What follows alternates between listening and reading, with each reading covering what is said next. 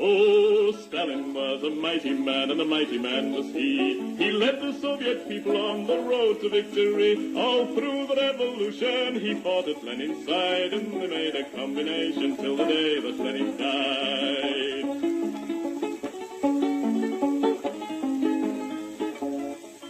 He said, come on, you people, we must work with brain and hand. And then one day the Nazis came into the Soviet land. They plundered to the Volga, to Stalingrad. And then Joe Stalin said, come on, me boys, and kicked them out again. Oh, Stalin was a southerner, in Georgia he was born, where the oranges grow thick and fast and fields of waving corn. And Stalin is a farmer, his fingers they are green, and he has planted the biggest crop the world has ever seen. One day he looked upon the map and frowned and shook his head.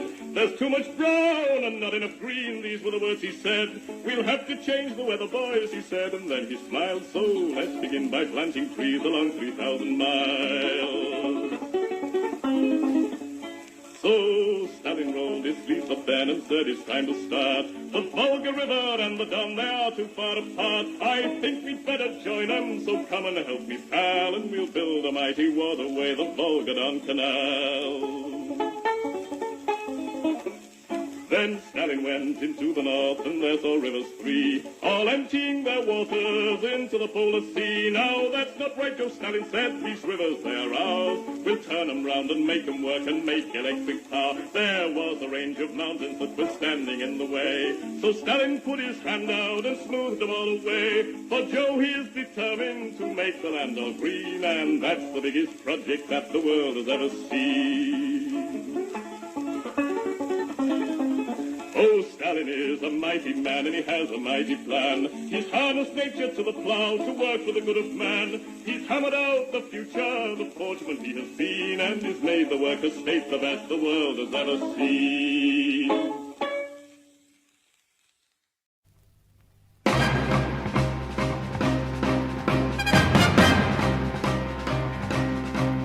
Его утреннего стяг в жизни важен первый шаг.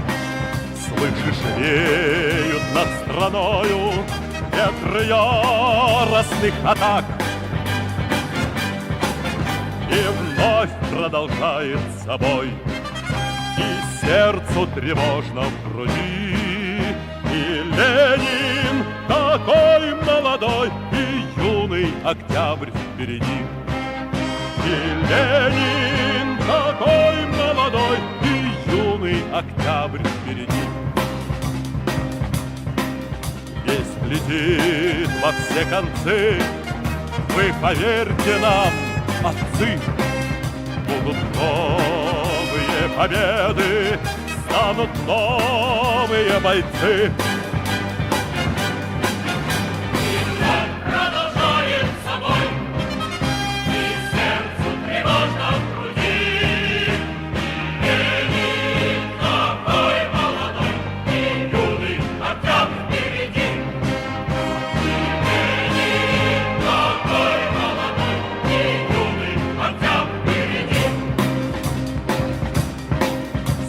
Милости не жди, жизнь для правды не щади.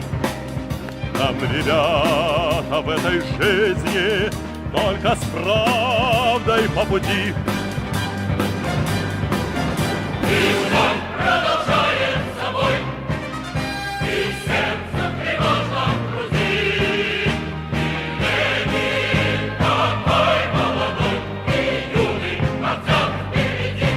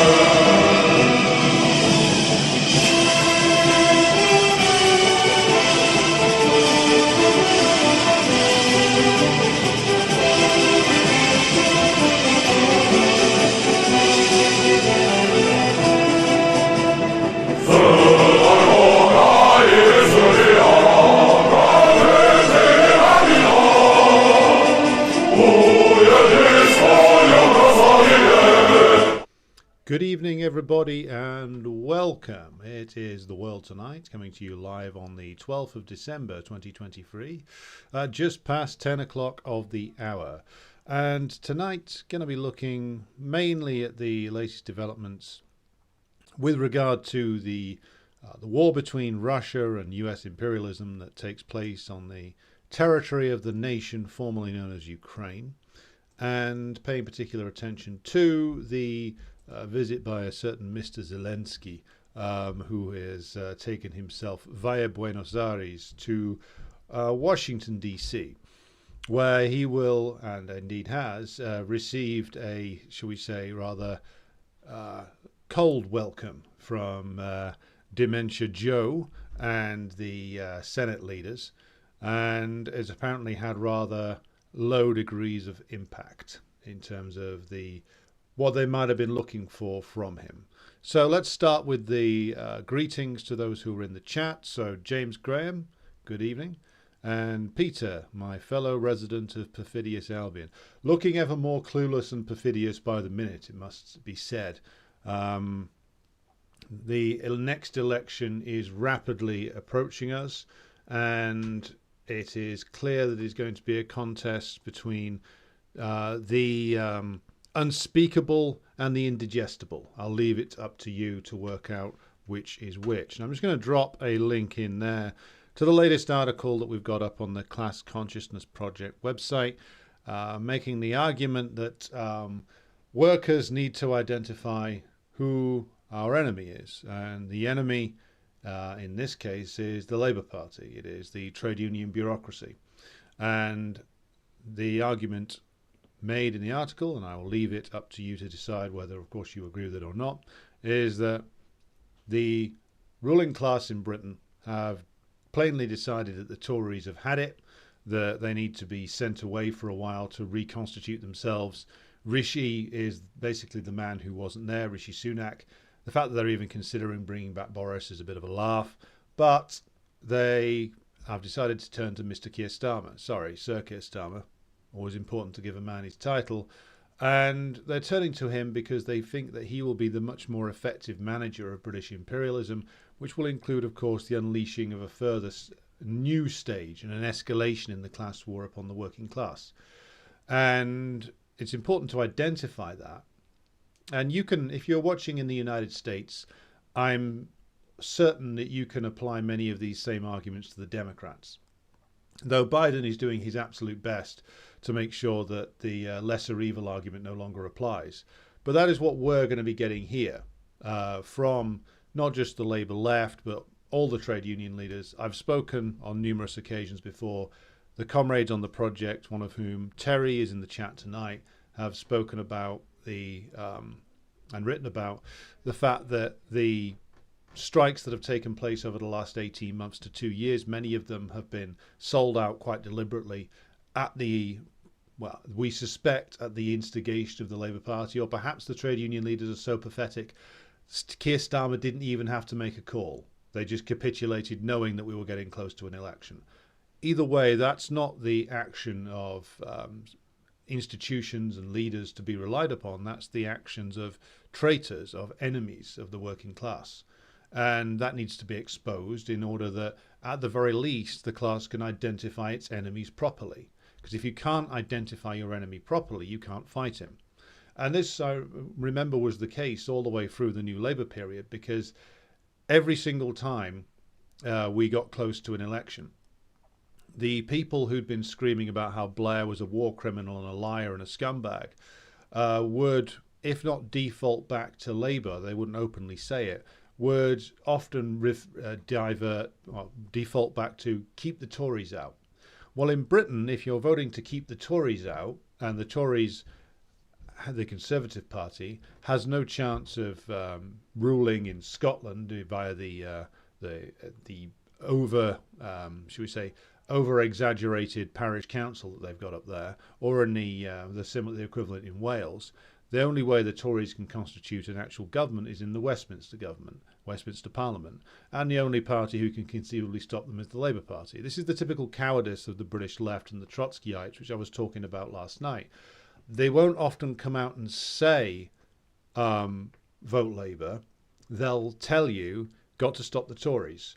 Or they'll tell you, like that fraudulent anti-fascism campaign, so-called Unite Against Fascism did 10 years ago, well, you got to vote out the fascists, which meant voting Labour to remove the open fascists of the British National Party. But as I've said before, if you compare the number of people killed in imperialist wars by the Labour Party government, and you compare the damage actually done by the minuscule organisations of avowed British fascism, well, the Labour Party's way out in the lead in terms of damage done to the oppressed peoples of the world. They've done damage over the course of the last 100 years to many different peoples, countries, continents, the likes of which that the British fascists, from Oswald Mosley to Tommy Robinson, sorry, that's his stage name, his real name's Stephen Yaxley Lennon, could only dream about doing. The Labour Party is far worse, and has been far worse, for the oppressed peoples of the world than any British fascist could ever have hoped to have been. And yet the considered opinion of British Trotskyism was, well, got to vote out the fascists. This is the skewed priorities. This is the valuing of aesthetics over anything else.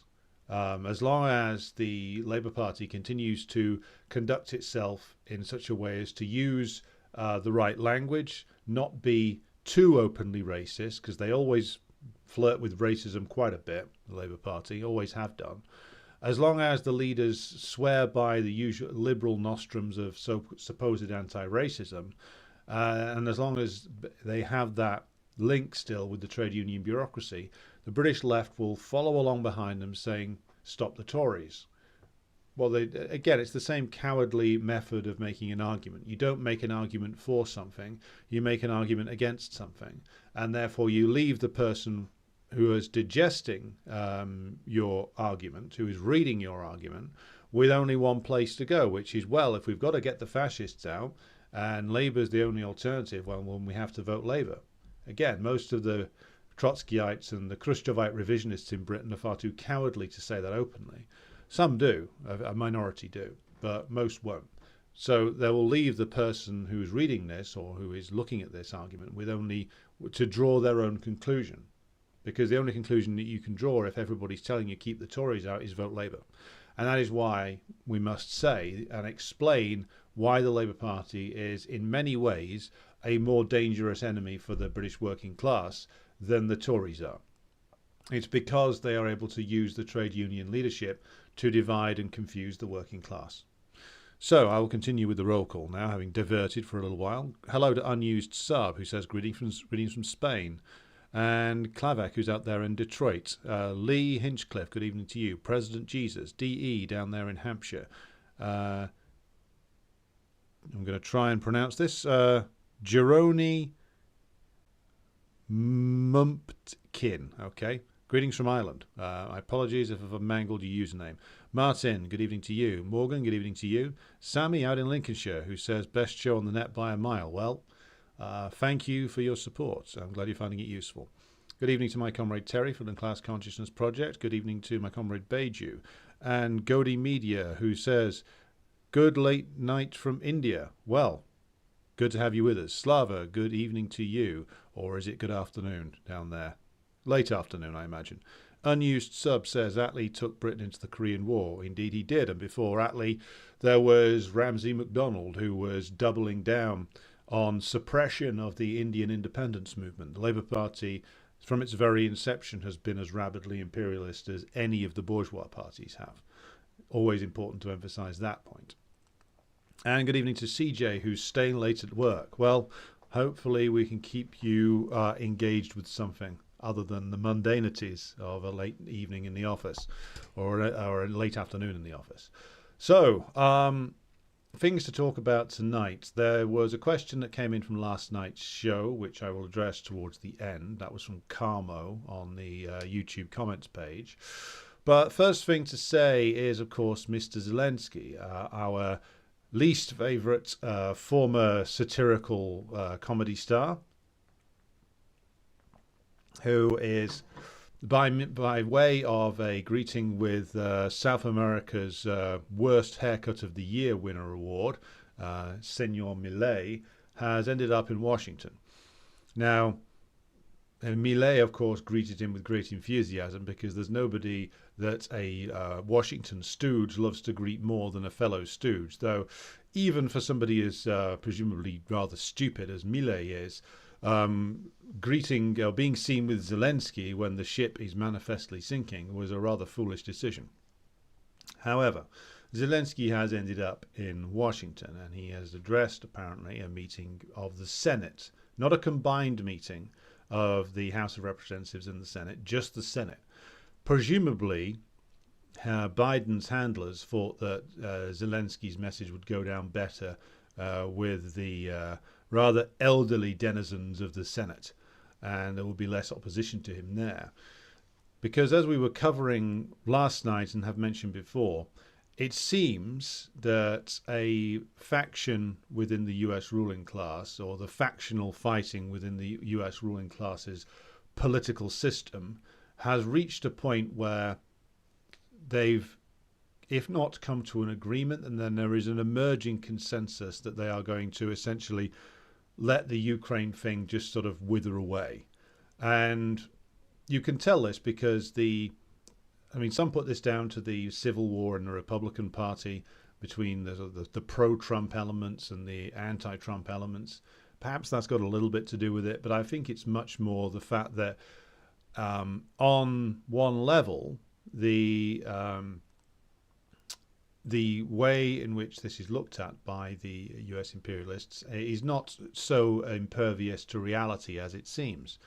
They will know, or at least the decision makers will know and will have seen, the true picture of the casualties from Ukraine. That will be known to probably the Central Intelligence Agency, or one of the other, however many intelligence agencies actually exist in the United States. I believe it's over 10 now. But the CIA will certainly know, perhaps the Defense Intelligence Agency know as well, the true picture of Ukrainian casualties. They know, because this is now coming out in the bourgeois press, that the counteroffensive, so-called counteroffensive, was not only a failure, it was a catastrophe, as was obvious from the get-go. I remember talking about the counter offensive getting underway back in the beginning of June. That was, I think, it was even before I started doing the YouTube broadcasts again. We were still just doing audio then. And I remember looking at this and looking at the Russian reports about the fact that the extensive minefields in the Zaporozhye region where they were doing this attack, again, an attack that they trailed for months that they were going to do in that region at around about that time. So they talk about giving your game away. So it was obvious from day one that this was going badly, even to somebody who's, again, my military experience stopped when I gained my shooting badge with an air rifle in the Boy Scouts when I was 11. But even I could see that when gigantic amounts of your freshly delivered armor, for instance, the Leopard 2 tanks and the Bradleys delivered from the United States, were being flung into minefields and into barrages of heavy artillery fire and completely destroyed, that this wasn't going particularly well. And when you don't have an air force and when you don't have naval support, essentially, and we're seeing now, if you look at the Russian Telegram channels who cover these things, you're seeing now a lot of the accounts coming from captured Ukrainian personnel that they were told by their officers that the Russians were going to quit and run away. Now, you could dismiss this as propaganda coming from the Russians to make the NATO people look ridiculous, but it's come from more than one source on the in terms of captured Ukrainians. But also, if we think back to earlier this year and late last year, the bourgeois press in Britain in particular, but also in the United States, was saying over and over again, this was particularly true in columns written in The Economist and the Daily Telegraph in Britain. I'm not sure about which I think the New York Times didn't do this, but I think the Washington Post might have done, and certainly some of the more rabid foreign affairs covering foreign policy oriented magazines did in the United States, all said after the amazing autumn offensive last year that, well, if we attack big, the Russians are going to run away. They ran away in Kiev, they ran away around Kharkov, they ran away in Kherson when they saw we were coming. They're cowards. They don't want to fight. They'll run away. Of course, this has been looked at over and over again, and we've made the point here over and over again that, of course, this would depend upon you deliberately misinterpreting what had gone on in all those places. And again, to re-emphasize the point, the Russians withdrew from around Kiev because they thought they were on the verge of a negotiated settlement. The Russians, because they designed their force to go into Ukraine too small for the eventual job they needed to do, had to tighten their lines when a load of soldiers reached the end of their service contract, and had to thus strip the lines in Kharkov and then also in Kherson region and withdraw those forces back to more defensible positions, leaving only, in the case of Kharkov, a sort of skeleton force of lightly armed troops covering it, which then withdrew in good order. They didn't run away. There might have been some individual instances where the line cracked and troops retreated rapidly, but this idea that the Russian lines just imploded and collapsed and everybody surrendered and ran just isn't true. And again, everybody who analysed it seriously, even if they were on the NATO side, would have known very well that it wasn't true. But they were bullshitting constantly and saying, if you attack, the Russians will run away. Look, they've run away before. And again, they knew very well that this wasn't true. Now, some of the morons writing in the press probably didn't realise that it wasn't true. They've never asked a serious question in their lives. That's why they're in journalism, for the bourgeoisie. Now, the reason why they had to tell the Ukrainian troops all these lies, of course, was to try and convince them that the overwhelming disadvantage that they were facing in terms of artillery, in terms of armoured vehicles, in terms of air cover, didn't matter, because as soon as they turned up with these amazing Leopard 2 tanks and these amazing Challenger tanks, which are apparently so good that the British don't even produce new versions of them anymore, that this would be it. That the Russians would just simply cut and run away. Now, this, of course, turned out to be completely untrue. They got horribly slaughtered, and I think that there's every reason to suspect that the military men, principally General Milley and Admiral Radakin of the British armed forces, these were the two men whose names were on this thing. And I think it was probably them and their staffs doing most of the designing. I don't think really that the Ukrainians had much to do with setting this out. I think that the Zelensky and Sersky were given this and told to run with it. You should attack here, you should do this. But of course, Milley and Radakin will not want their names to be associated with this because it's an unqualified disaster. So, Zelensky turns up in Washington now and essentially has tried to make the argument that, well, you give us more and we can carry on, we can still win. If you don't give us more, Putin will be on the Atlantic coast in 3 weeks. He'll be playing golf in St. Andrews, if he even plays golf. Him and Lukashenko will be lighting cigars over the burning Mona Lisa in the Louvre, all the usual, absolutely hyperbolic and hysterical stuff that nobody believes for a moment. And you have to then go back to how on earth did they get all these calculations so wrong? And it is because even though they were being completely cynical about the number of Ukrainian casualties, they of course don't care how many Ukrainians die. Ukraine is a tool to be used by the imperialists, nothing more. They were convinced, however, that they were going to get a regime change operation off the ground in Moscow. And herein I want to talk about why they were so wrong about this and what is behind the poor calculations that they made on this. First of all, it seems that one of the key players in planning this is a gentleman by the name of Michael McFaul. Now, if you're not familiar with him, Michael McFaul, Twitter moron these days, think tank guy, guy who gets everything wrong. But previously, he was, of course, a very key figure in the Obama administration, was an ambassador to the Russian Federation, and is regarded as an expert, so to speak. And he has been the one who has been pushing this line, or one of those, the most prominent men pushing this line inside Washington, D.C., that if the U.S. just stands up strong and delivers a firm blow via the Ukrainians to the Russians, that there'll be a military collapse, or that the sanctions will kick in and that there'll be an economic collapse, and then somebody will step forward and remove Putin. Now, you've got to ask, why does a man like McFaul, who was in Russia, worked in Russia for a number of years, believe something so obviously stupid? And that is because McFaul, you could just dismiss him as an intellectual lightweight and a fraud, which I think he is.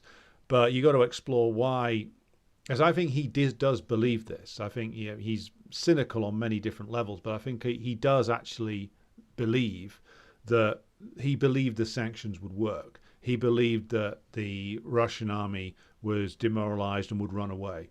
He believed that there would be an uprising against the evil one in the Kremlin. I think he does believe all those things, and the people who designed this did believe all those things. And they believe all those things because, of course, they have misinterpreted Russian history. And they've misinterpreted later Soviet history as well. Because what McFaul and many others believe is that the actions of the great hero, President Ronald Reagan, won the Cold War by standing up to the Soviets and forcing them to make concessions. Then their evil system collapsed under the weight of its own failures, and nobody wanted to fight for it anymore, etc., etc. And the great new dawn in Russia was derailed by this Soviet and Tsarist revanchist Vladimir Putin, who will be removed again because the Russians, can't fight, can't organize, can't run an economy, etc. Now, there's two things to say here. First of all, that all of the academics who make this point, and again, I was taught this 20 years ago when I was in my first year of undergraduate studies in Soviet and Russian politics. This is the thesis that was taught to me all the way back in 2003 to 4. And this is standard teaching in Western universities. So the misinterpretation of the end of the Cold War is, of course, based on an analysis which only looks at the top layers of the old Soviet party and state structure. So when you examine that, and as these Western so-called experts do, they examine that and they say, look, by the early 1980s, they were in crisis, they were demoralized, they were falling apart, there was no legitimacy in the system anymore.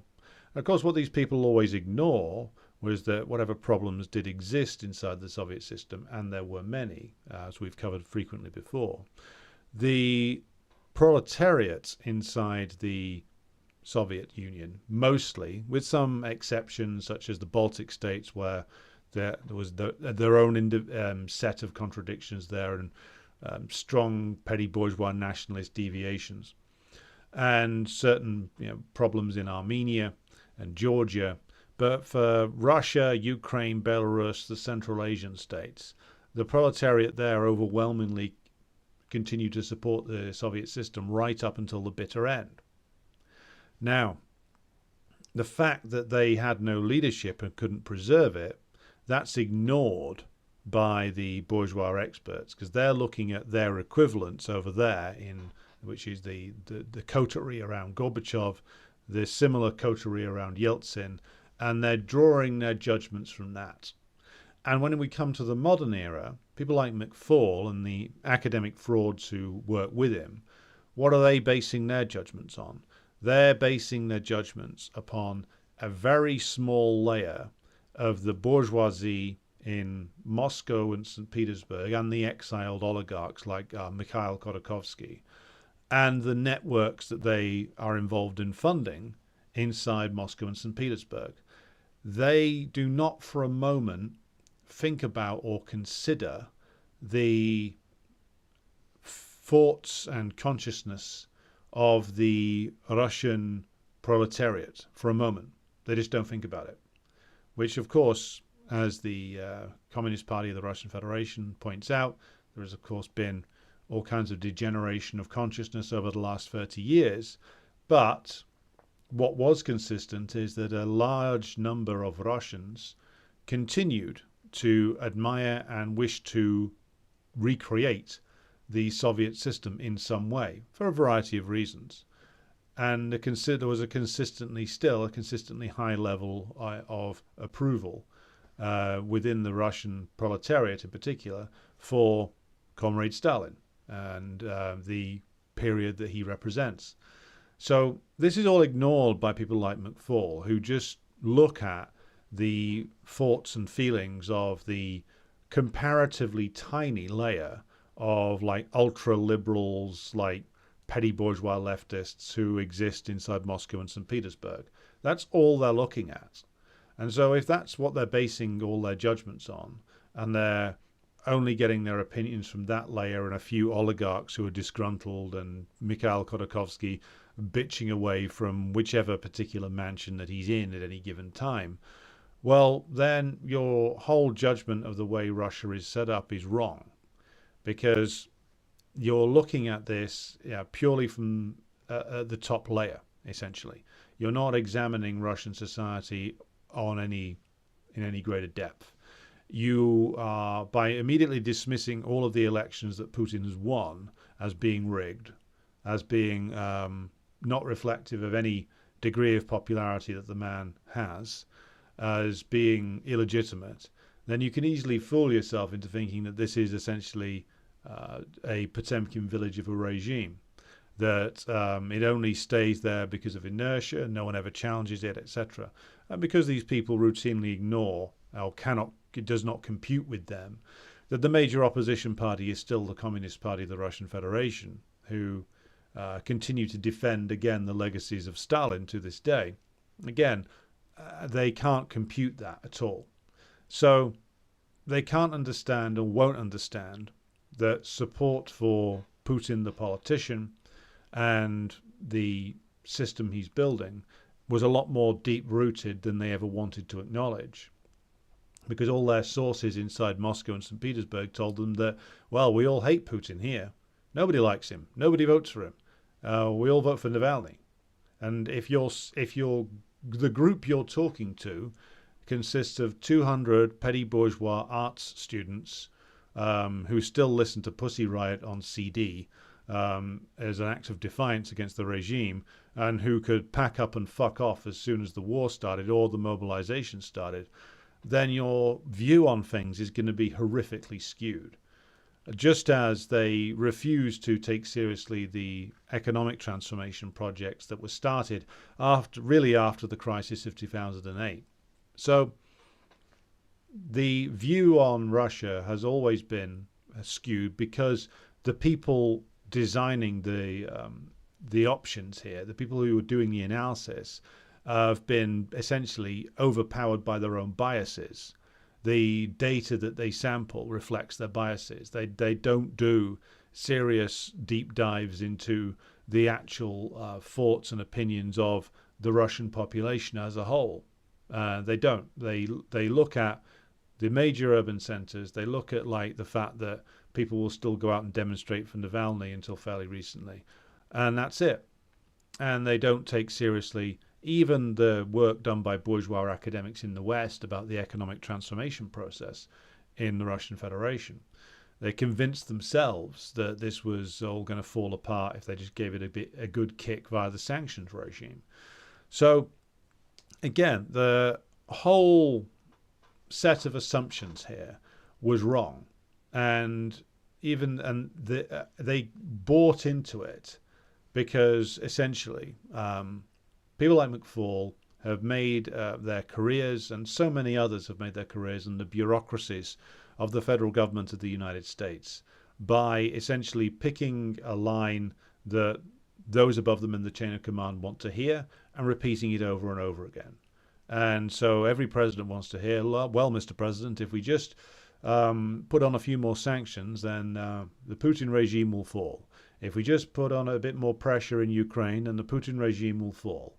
If we just attack Donetsk and Lugansk, get the Ukrainians to attack it, then Putin won't dare do anything, then he'll fall. Now we've attacked and it's all gone wrong by the looks of it.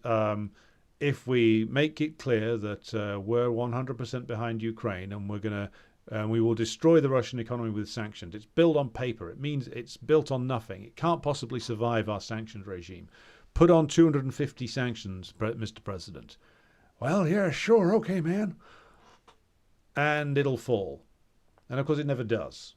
Of course, really, they should put up a statue of Biden into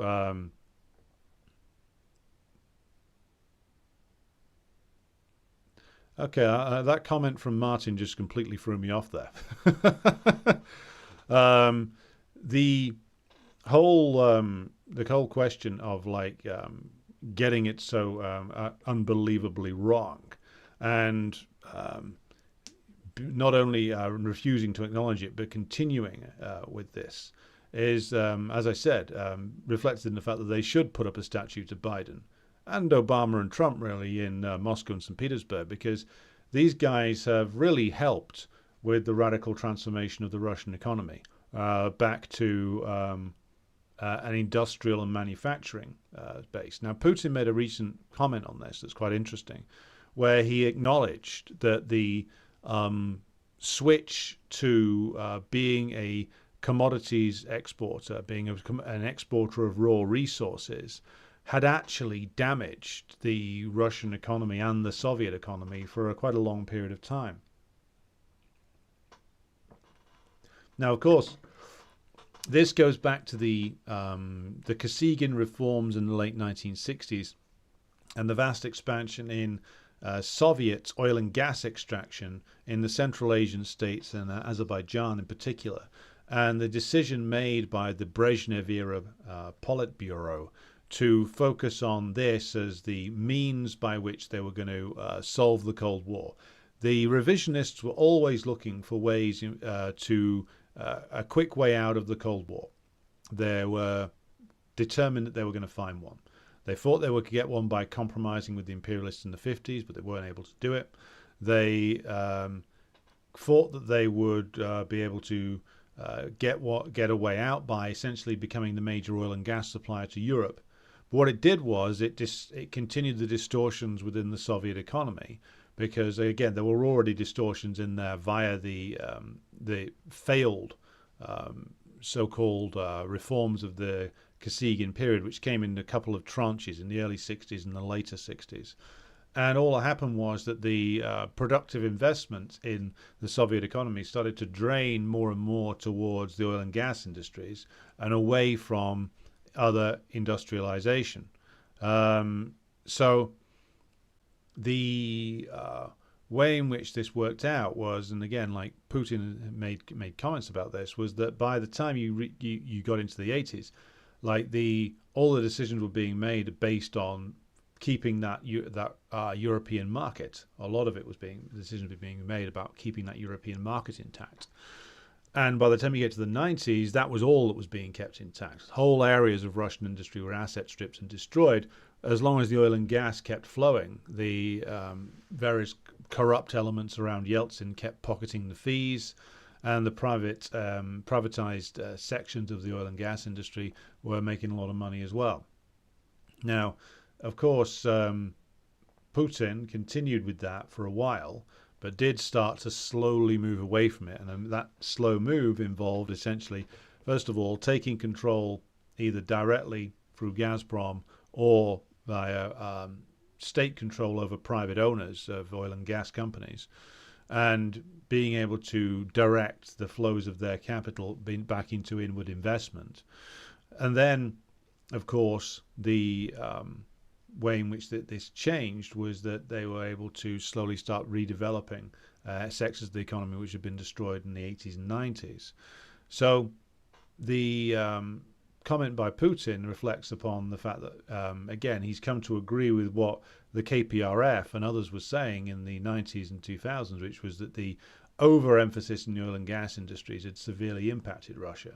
And the moves away from being too heavily dependent upon that to the point where it was draining investment out of other sectors of the economy in the Soviet period has now started to be addressed. And it's interesting that Putin's come around to that point of view.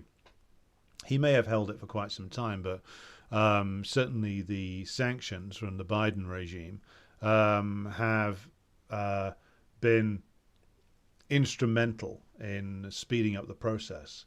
So this is a process which should have been understood, and indeed was understood by bourgeois experts. But again, the people writing the policy and the people writing the policy approach in the White House and the Pentagon refused to take any of these studies seriously, that the Russian economy was changing, that they had revived the agricultural sector, again, using the impetus of the sanctions from 2014, and that the Russian armed forces were steadily improving and had been since probably the end of the Chechen War and certainly after the end of the brief Georgia War. None of this was taken seriously, even after the Russian armed forces performed relatively well in Syria. And again, like they kept lying to themselves and lying to themselves and lying to themselves until we get to the point where the whole thing has gone wrong. The color revolution they thought they would be able to engineer simply did not exist. The forces with which they thought they could do it evaporated or fled, or both. And now you end up with a situation where Putin is going to win the next presidential election in Russia by a country mile. I hope that the KPRF and the Russian Left Front do stand the candidate against him, because there's no reason why it should just be a fucking coronation. Even though he will win overwhelmingly, I hope that the Russian communists can stand somebody. But to go back to Zelensky is now being hung up to dry, because he, not specifically personally, but he is, and his administration are now carrying the can for all these failures. It will mainly be blamed on Zelensky. That's why you're getting all these press articles saying, well, Zelensky's mad, he's too stubborn, he wasted all these resources, when in actual fact, the blame for the counteroffensive failure deserves to be laid at the door of people like Michael McFaul and the coterie of morons who surround him and others like him in their State Department, and also Milley and Radikin, who designed the disaster that became the counteroffensive. So Zelensky being cut off, it would seem, they're going to get some kind of cash, but I think that as I said a while ago, the only plan the Biden regime now has is to hope that the Ukrainian state doesn't collapse entirely. So maybe that'll be the way in which they'll secure some kind of agreement. They're certainly not going to get all of their wishes. Johnson, the Speaker of the House of Representatives, said in a statement today that they asked the Biden administration for a plan and as to how this money was going to take them towards victory, and they weren't able to get one out of them. So what does that mean? It means that, of course, the Biden administration isn't able to present a plan for victory because they never had one. I mean, their only plan was, well, we do this and this and Putin's regime will collapse. And of course, now that's not happened. They don't have any plan other than just keep the war going and hope that by the time that the Ukrainian state ultimately implodes, nobody notices. That's their only plan. And the people writing Johnson's lines for him know that very well, which is why, of course, he said it. So no doubt that the Biden will now be, or Blinken, if he's not too busy covering up mass murder in Gaza, will be telling von der Leyen and Schultz that, well, you better stump up as much cash as you possibly can. keep the Ukrainian state afloat for a few more weeks, a few more months, if we possibly can, and then get to the presidential elections in the United States. And then if it collapses, oh well, never mind. So basically, now we have the self-interested scramble by Biden's crew, and another self-interested scramble by the Republican Party, who now want to hang the whole thing around Biden's neck to essentially finish him off. Because if he agrees to what the Republicans want, which is the building Trump's wall, then Biden's really, really fucked. Because not only has he lost potentially millions of voters over his support for the Israeli regime's murderous rampage, but also now if he's building Trump's wall, well, that's it. It's all over. There'll be people flooding away and just not voting for anybody in the upcoming presidential election, which will mean probably if Trump manages to stay out of jail and not get disqualified somehow, which they're desperate to do, that they'll end up back with Trump again. Again, I emphasize though that Trump is no solution to anything. If you've been watching this channel for a while, you'll certainly know that. So Zelensky is being hung out to dry. The Biden regime, will they get rid of him, put somebody else in there? I'm not. It's certainly possible, but I certainly don't think that they'll want an open coup.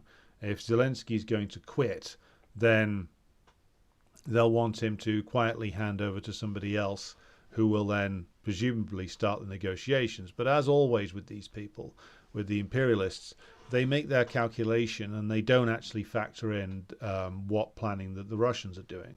They didn't factor in any of the economic changes inside Russia itself over the last 15 years, and they haven't factored in how the politics of this inside the Russian Federation are changing now. So if you look at the statements made by all the Russian senior people who have knowledge of these things, like Volodin, like Medvedev, it's fairly obvious that they are not going to allow a viable Ukrainian state to remain. They may allow some kind of rump to remain in the far west that will be bankrupt and that will be so indebted that it can't do anything and will be dumped upon the Europeans as their responsibility once the Americans run away from it.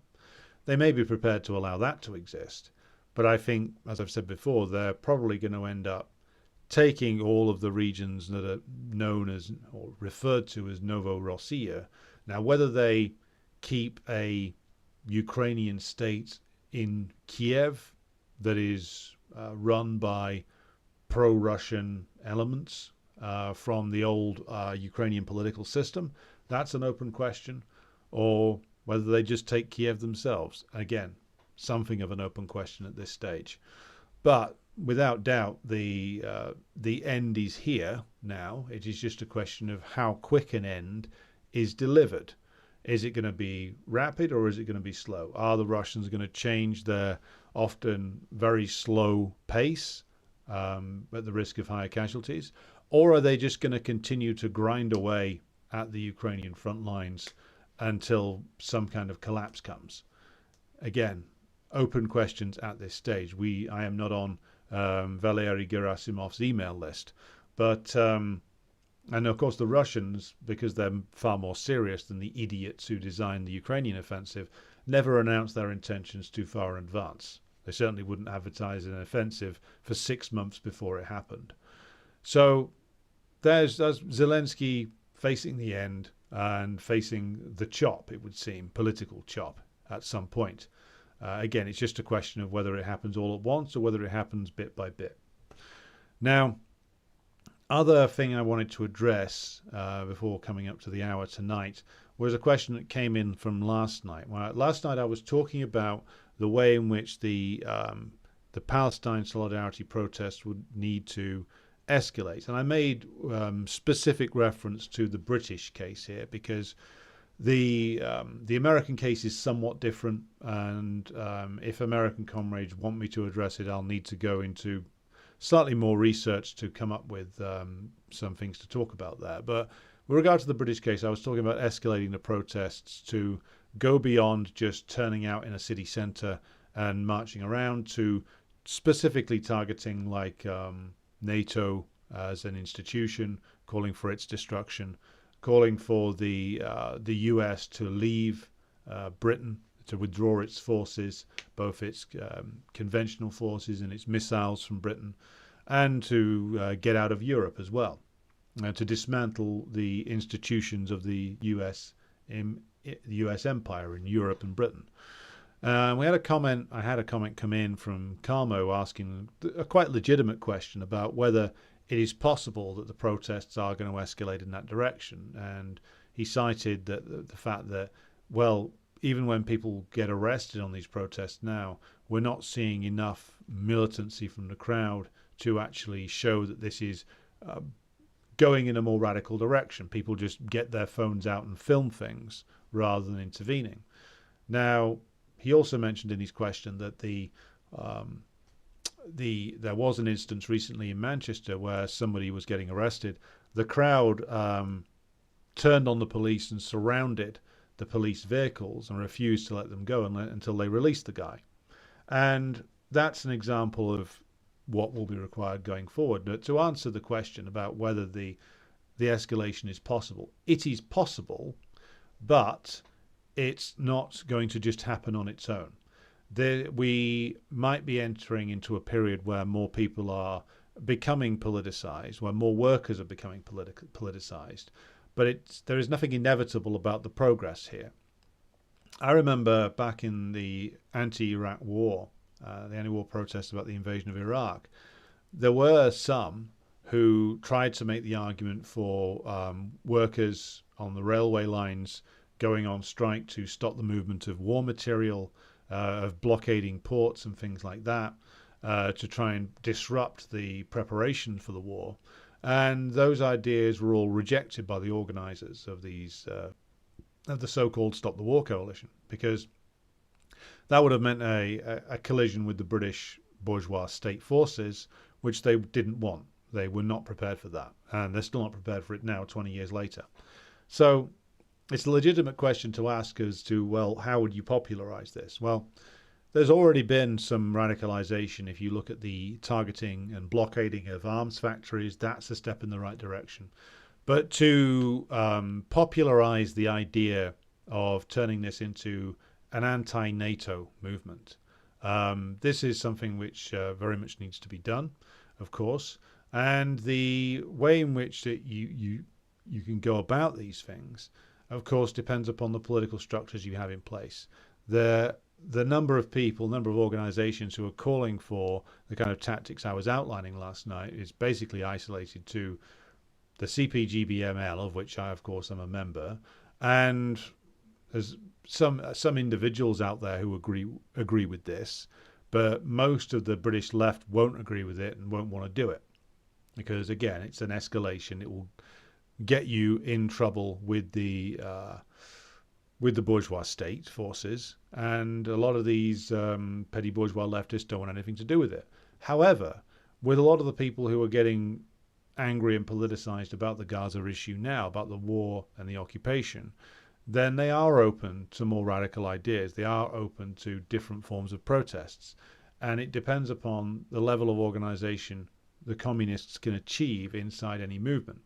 Now, 20 years ago, that was minimal, because the dominant forces in it were Trotskyites and Khrushchevite revisionists who just wanted to keep the whole thing nice and respectable and not get them in too much trouble.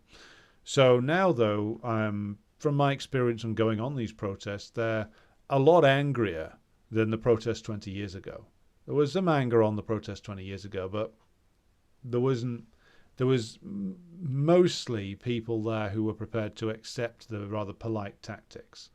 Now I think people will be more open to doing things like what the anarchists used to refer to as unarresting comrades who are arrested. So surrounding the police and their vehicles and refusing to allow them to leave until they release the comrades that they've arrested, like they did in Manchester the other day. So there's already examples of that.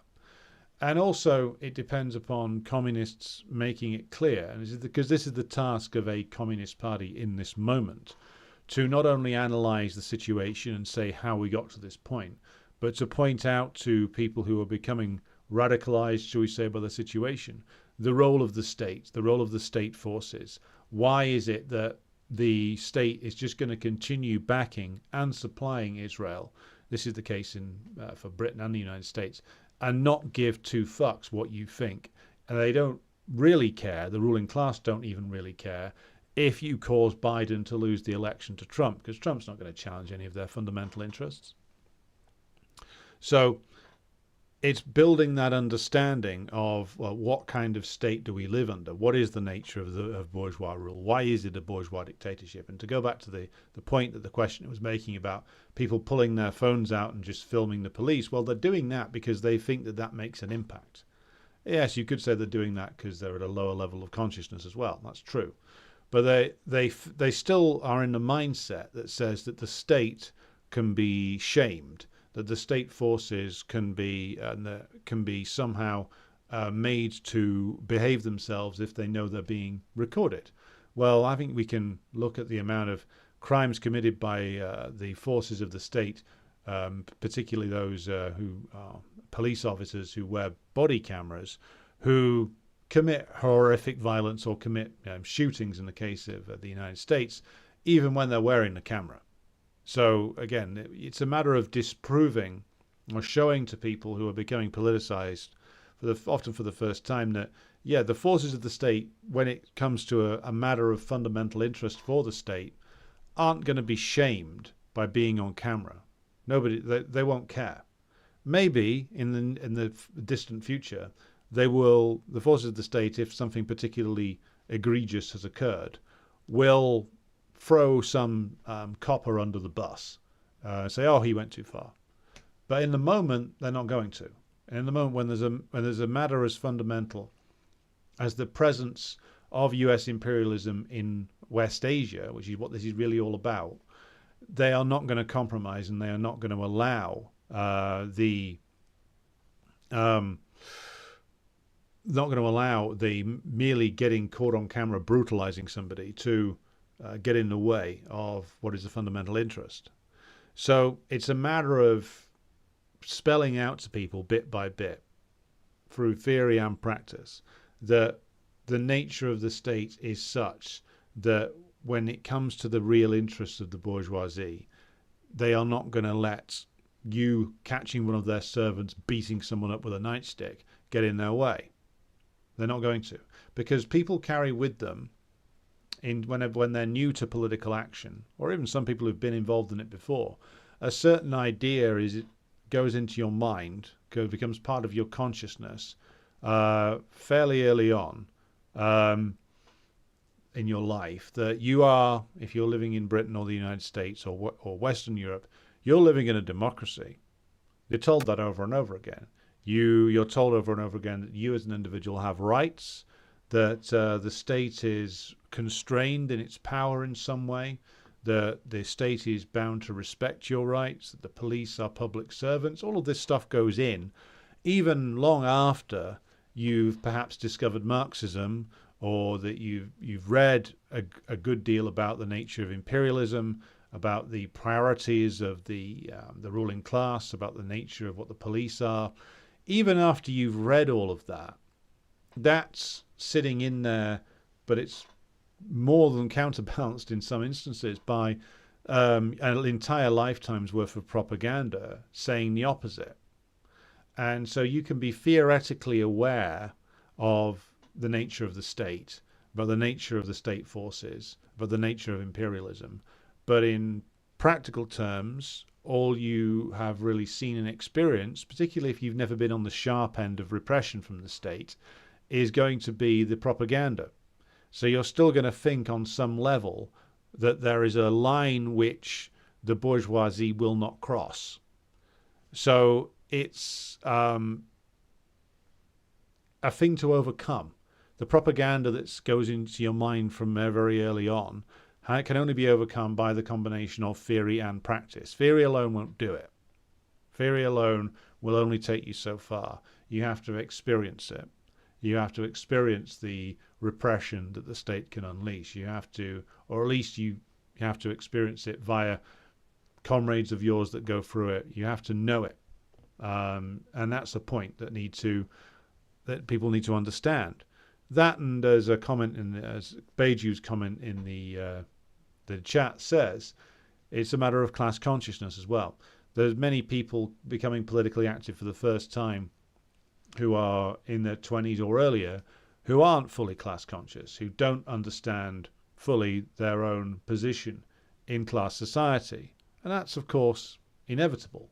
The bourgeoisie works overtime to mask the class divisions in the United States, Britain, and the other imperialist nations, to make you feel as if your interests are aligned with theirs.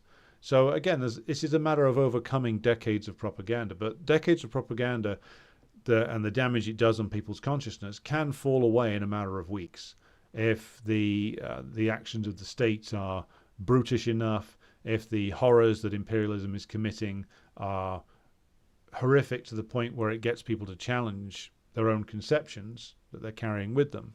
And that's, again, we come back to the role of the Communist Party. A Communist Party should be the one on the ground doing the organizing, providing the theoretical tools that make people or enable people to understand the situation, understand their position in class society, and what that position necessitates from them in terms of organization and political or industrial, or both, political and industrial action.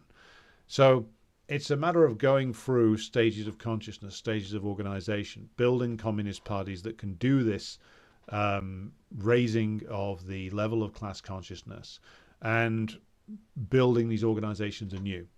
We're bursting out of a very long period of confusion, of the triumph of bourgeois propaganda, but it's starting to fall away now. This crisis in Palestine is showing up all the bullshit in all of our countries, and many people are becoming aware of just how rotten the states they live in actually are.